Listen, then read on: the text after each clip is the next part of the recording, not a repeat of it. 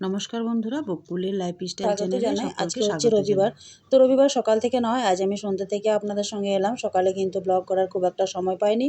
তো সন্ধ্যাবেলায় এসে টিফিনটা আজকে বানালাম সুজির হালুয়া। তারপর বিভিন্ন রকম নিয়ে রয়েছি, আজকের ব্লগটা দেখতে থাকুন। সন্ধ্যাবেলা সব কিছু ঠাকুরের ধূপ জল দিয়ে আবারও চলে এসেছি সেই রান্নাঘরে। তো আজকে সুজির হালুয়া যেহেতু টিফিনে বানাবো, তার জন্য পুরো 10 টাকার এক প্যাকেট যে সুজিগুলো হয় সেগুলো ঘি দিয়ে ভেজে তেজপাতা এলাচ ফোড়ন দিয়ে দিয়েছিলাম ঘিয়ের মধ্যে। সুজিটাকে বেশ ভালো করে লাল লাল করে ভাজতে হবে, তাছাড়া তো সুজির হালুয়া ভালো লাগে না। অনেকে গুড় দিয়ে খেতে পছন্দ করেন, যারা গুড় দিয়ে খেতে পছন্দ করেন তারা কিন্তু গুড়টাকে গলিয়ে নিয়ে তারপর সুজির মধ্যে ঢেলে দেবেন। তো আমি চিনি দিয়ে করব, আমাদের গুড়ের ফ্লেভারটা আমার পরিবারের খুব একটা সকলের পছন্দ নয়। আমি গরম দুধ দিয়ে করব। সুজিটা ভাজা হয়ে গেলে তার মধ্যে পুরো 1 গ্লাস দুধ আছে, সেই দুধ দিয়ে আমি সুজিটাকে বানাবো। আর তারপরে কিছু ড্রাই ফ্রুট দেবো বলতে কিশমিশটা দেবো, আর কিছু দেবো না। মাঝে মধ্যে কিন্তু মুখ পাল্টানো এরকম টিফিন খেলতে ভালো লাগে। প্রত্যেক দিনেই তো নুন ঝাল কিছু না কিছু হচ্ছে। তো আজকে ভাবলাম বিকেলটা এই সুজির হালুয়া দিয়ে পার করে দিই। তো সুজিটা প্রায় লাল লাল করে ভেজে এসেছি, মানে অনেকটাই ভাজা হয়েছে, একটু প্রায় বাদামি বাদামি কালারও হয়ে গেছে। এখন আমি 1 গ্লাস এর মধ্যে দুধ দিয়ে দেবো। প্রয়োজন হলে আরও একটু দেবো, আপনারা চাইলে জল দিয়েও করতে পারেন। যেহেতু অনেকটাই সুজি ছিল তাই দুধটা আমার অনেকটাই বেশি লেগেছে। এবার কিছুক্ষণ ফুটিয়ে নেব, সুজি একটুতে দোলা পেকে যায়, যতক্ষণ না এটা ভালো করে নাড়াচাড়া করা হয়। এবার স্বাদ অনুসারে আমি চিনিটাকে দিয়ে দিচ্ছি। স্বাদ অনুসারে চিনিটাকে দিয়ে দিলাম। চিনিটা দিয়ে ভালো করে নাড়াচাড়া করে নিচ্ছি। 1 ফুট ফুটিয়ে নেব ভালো করে, একদম গ্যাসের ফ্লেমটাকে লোতে করে দেবো। তার ফলে সুজিটা সেদ্ধ হবে, ভালো করে মাখা মাখা হয়ে যাবে।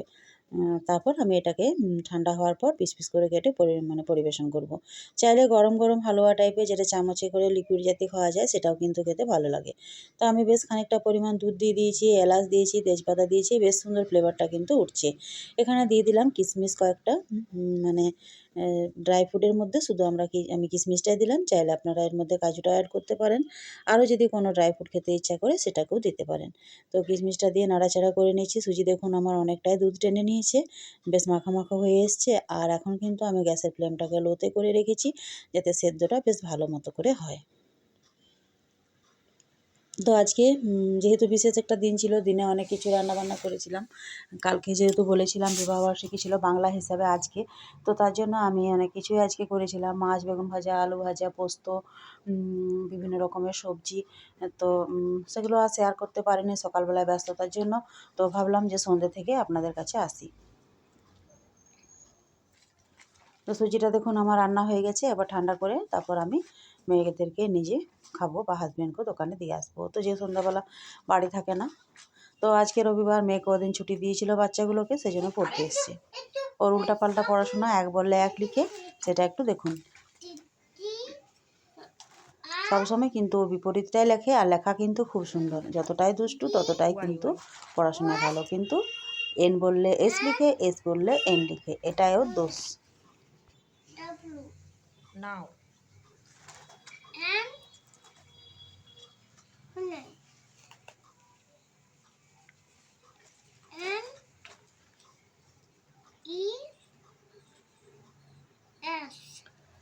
আর ওর সঙ্গে না আমার টাইম কাটাতে ভীষণই ভালো লাগে।